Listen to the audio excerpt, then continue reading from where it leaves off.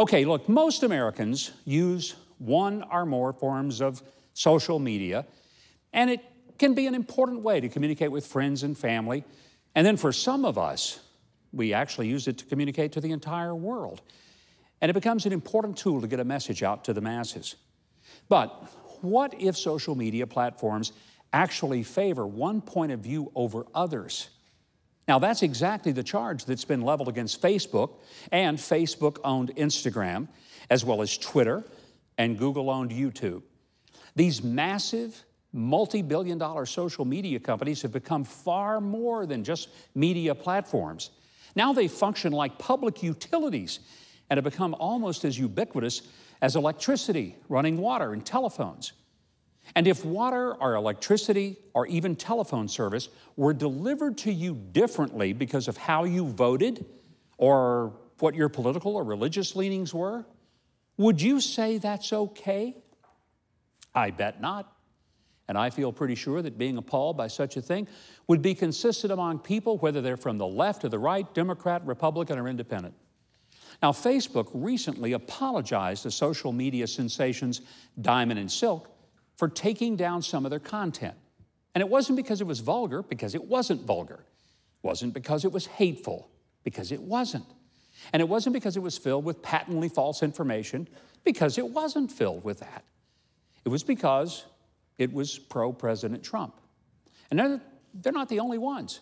Numerous conservative talk show hosts and personalities have seen their content just disappear or become hard to find because the search engines simply don't put up their names. On Twitter, it's called shadow banning. And that means that while the user can post items, those may not actually get shared with people, and a search of a name of conservative people will result in not finding it, at least not as easy to access the views of those who happen to be a little to the right. Now, Twitter denies that they did this, but then they announced they fixed it.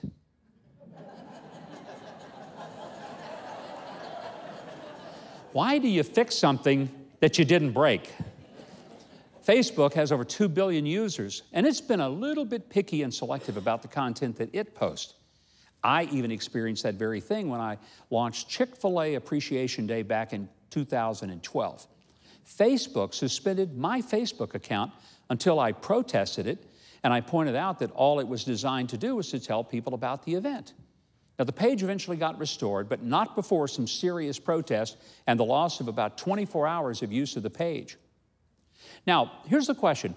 Do you think government ought to step in and regulate social media platforms? Well, I normally would say no, because adding government to the oversight usually just makes things worse. But it may end up happening unless the private sector companies don't make some course corrections, and they better do it soon. Because if it's deemed that social media companies are using the power they have and the extraordinary influence to shape political campaigns in favor of one candidate or one party over another, then expect a candidate or party to sue for some big dollar damages, as well as file complaints with the Federal Election Commission. They'll be charging that these companies are making an illegal and unreported in-kind political contribution. I get it, social media is pretty much run exclusively by young West Coast liberals who have little or no understanding and certainly not much tolerance for conservative or Christian viewpoints.